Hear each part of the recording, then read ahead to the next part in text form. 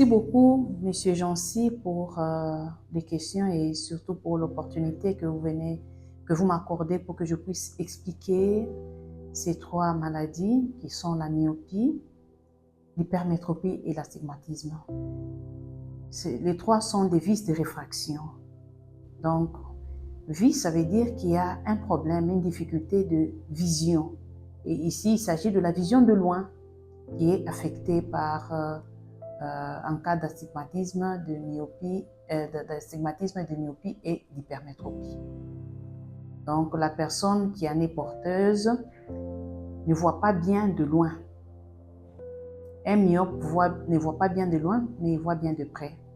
L'hypermétrope ne voit pas bien non plus de loin, de même que l'astigmate. Ces maladies sont fréquentes dans notre milieu, de plus en plus d'ailleurs avec l'utilisation des écrans, des téléphones portables, les ordinateurs portables ou fixes, hein, les tablettes. Le fait d'utiliser ça fréquemment a fait d'abord augmenter la fréquence de la myopie dans notre milieu. Et ailleurs, d'ailleurs, il y a des études qui ont été publiées le temps du Covid-19, de la pandémie au Covid-19. En Chine, par exemple, il y a eu des chercheurs qui ont publié, qui nous ont partagé des articles dans ce sens-là, où sont relatées l'augmentation de la fréquence de la myopie, surtout à cause de l'usage des écrans. Et même ici, il y a eu des écoles qui ont emboîté un peu les pas, et il y a des devoirs en ligne, des travaux en ligne auxquels les enfants étaient soumis. Donc, ils ont été exposés aux écrans pendant plusieurs heures, et ça a un effet néfaste au niveau de leur vision, parce que le fait de rester pendant de longues heures devant les écrans entraîne une fatigue visuelle, des picotements des yeux, des maux de tête et l'insomnie. Raison pour laquelle nous conseillons aux jeunes, les enfants ou même les adultes, de ne pas rester pendant de longues heures devant les écrans, parce que cela entraîne aussi des troubles de sommeil. Il y a l'hérédité qui est la principale cause de ces vices de réfraction, mais en dehors de l'hérédité d'une manière générale, il y a certaines anomalies organiques. Lesquelles anomalies peuvent concerner la cornée, qui est une partie de l'œil. La cornée, qui est comme un verre de montre, hein. Vous voyez, quand on regarde l'œil, il y a une structure transparente qui est comparable à un verre de montre, à travers laquelle on entrevoit l'iris, parce que c'est l'iris qui détermine la coloration des yeux. C'est pourquoi on a des gens qui ont des yeux bruns, des yeux bleus, des yeux gris. C'est parce qu'il y a la cornée qui est transparente qui laisse entrevoir l'iris. Alors, s'il y a une anomalie au niveau des courbures de la cornée, cela peut entraîner ces différents vices de réfraction. À part ça, il y a des problèmes une anomalie organique qui peut se retrouver au niveau, qui peut concerner une autre structure de l'œil qui est à l'intérieur de l'œil, qu'on appelle le cristallin. Alors, c'est souvent à ces deux niveaux. Mais si je dois maintenant aller de façon particulière par rapport à la myopie, par exemple, un myope, c'est quelqu'un qui a un œil qui est gros, dont la longueur axiale est supérieure à la normale.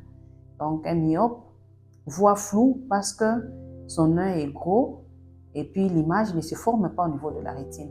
Par contre, un hypermétrope a un œil qui est court, qui est petit par rapport aux dimensions normales. Lui aussi voit flou parce que l'image ne se forme pas au niveau de la rétine, l'image se forme derrière la rétine. C'est pourquoi à un hypermétrope, nous prescrivons les verres positifs pour essayer de suppléer à ce déficit de sa longueur axiale. Par contre, un myope met les verres négatifs pour soustraire un peu cette longueur excédentaire de son œil.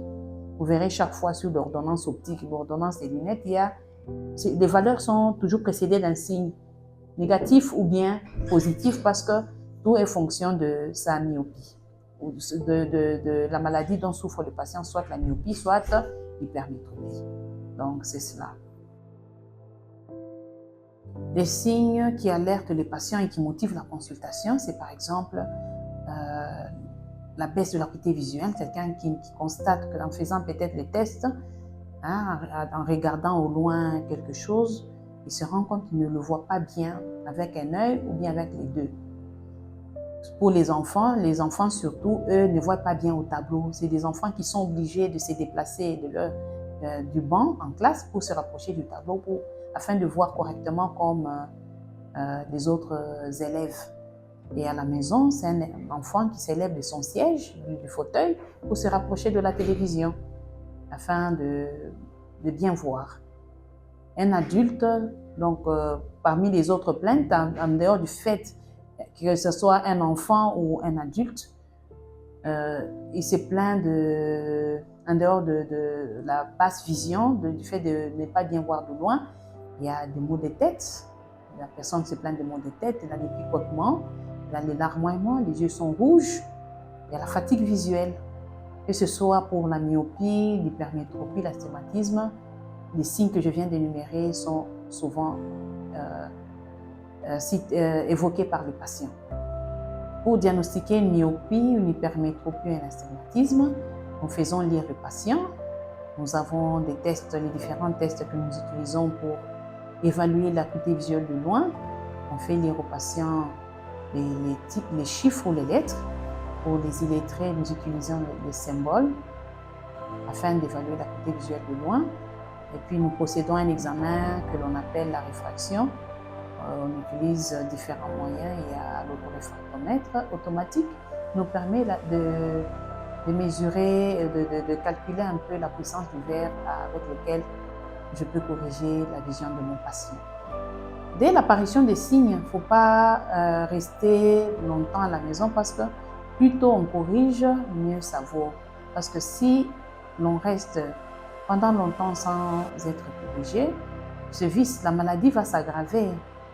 Un enfant, un malade qui devrait porter une valeur inférieure risquerait de porter plus tard une valeur élevée. Ça sera semblable à des loupes, parce qu'on a des valeurs, on a le moins 0,50, moins 1, moins 1,50, moins 2.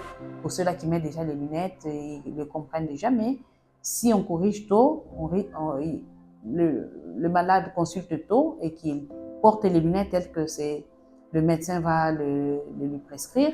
Il devra d'abord d'ailleurs commencer à les porter constamment. Le port devra être permanent. Ne les enlever que le soir quand il doit se coucher ou bien quand il doit se laver. C'est le seul moment où le patient est censé enlever les lunettes et quitte à respecter le rendez-vous, la date du rendez-vous qui lui sera fixée. C'est pas que quand on consulte une fois, c'est fini, c'est définitif. Non, il faut revenir aux différents contrôles. C'est à travers ces différents contrôles qu'on peut voir si le patient va garder la même dioptrie ou le même numéro entre guillemets ou les mêmes unités, ou bien il faudra soit les diminuer ou bien augmenter un tout petit peu en fonction des valeurs qui seront obtenues lors de l'examen quand on fait l'autoréfractométrie. Alors c'est mieux, nous conseillons vivement aux patients de venir le plus tôt possible afin d'éviter à ce que d'autres complications s'installent. Surtout chez les enfants, la grave complication qu'on doit éviter, c'est celle qu'on appelle l'amblyopie. Parce que le cerveau va oublier les images qui seront perçues par l'œil qui voit moins bien. Et quand l'amblyopie s'installe, la correction, la récupération visuelle devient difficile, si pas impossible à obtenir. Les traitements disponibles ici chez nous, c'est la correction avec des lunettes optiques. Nous prescrivons aux patients les lunettes. La chirurgie réfractive jusque-là n'est pas encore praticable dans notre milieu.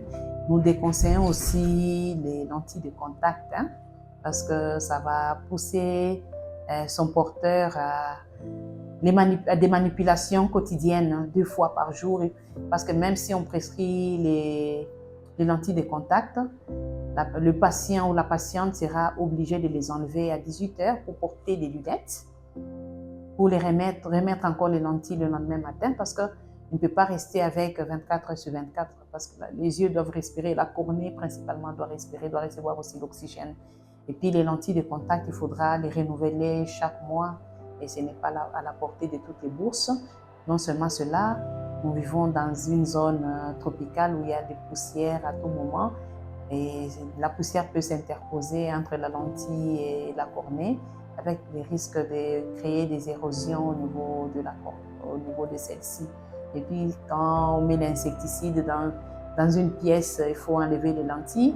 Et puis quand on se retrouve à un endroit où il y a la fumée, il faut aussi enlever. Il y a tout ça. Donc, qui nous pousse à décourager un peu ceux-là qui nous sollicitent les lentilles de contact parce qu'il faut enlever et remettre, il y a des risques de l'infection et puis il y a aussi des coûts. C'est à renouveler chaque mois. La personne ne va pas garder les mêmes lentilles pendant longtemps. Par contre, les lunettes sont quand même moins chères, c'est économique. Son porteur les garde pendant une année.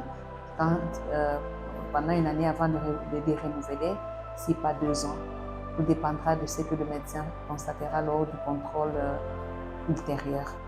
Quant à l'enfant, un enfant à qui nous prescrivons les lunettes est appelé à revoir le médecin 6 mois après, parce que l'enfant, comme il grandit, la dioptrie peut changer rapidement par rapport à l'adulte. Les comportements habituels, c'est en premier lieu, je peux évoquer l'usage excessif des écrans. Comme je l'ai dit précédemment, les écrans,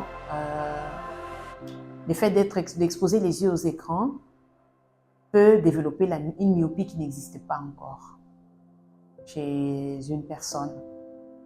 Et puis, ça crée l'insomnie, des picotements, des yeux secs aussi. Hein? C'est pourquoi on nous recommande, même si on a les yeux fixés sur des écrans, de cligner de temps en temps pour essayer d'étaler un peu les larmes, le film lacrymal au niveau des yeux, afin d'éviter de se retrouver avec les yeux secs. Le dépistage est vraiment primordial. Si vous voyez rencontrer l'ophtalmologue et que ce dernier, après les bilans ophtalmologiques, vous dit que vous n'avez aucun souci au niveau de vos yeux, c'est bien de ne pas attendre que l'on soit malade pour aller voir l'ophtalmologue. Donc, nous devons développer cette culture de savoir l'état de la santé visuelle. Comme c'est le cas ailleurs, vous voyez, ailleurs, sous d'autres cieux, il y a un calendrier de consultation ophtalmologique depuis la période prénatale. Pendant la grossesse, le médecin qui fait l'échographie sait voir s'il y a des anomalies organiques ou pas. À la naissance, à la maternité, on vérifie la même chose pour voir s'il n'y a pas des anomalies, des malformations. Et si le bébé voit, au 9e jour, au 4e mois, on répète le même examen. Au 9e mois, à 2 ans et demi avant d'entrer à l'école maternelle et avant d'entrer à l'école primaire. Donc, ce dépistage devrait se faire aussi chez nous. Donc, j'appelle vraiment les parents, surtout les tout petits, parce que préserver le capital visuel, c'est aider l'enfant à se développer. Un enfant marche à 4 pattes vite s'il voit, mais s'il ne voit pas bien, il ne va pas grandir vite. Donc, le développement psychomoteur de l'enfant dépend de sa capacité à bien voir. Et même se tenir debout, marcher, dépend de si l'enfant voit bien ou pas. Pour suivre un jouet, l'enfant doit le voir, mais s'il ne le voit pas, c'est compliqué. Donc, préserver le capital visuel de l'enfant, c'est l'aider à se développer.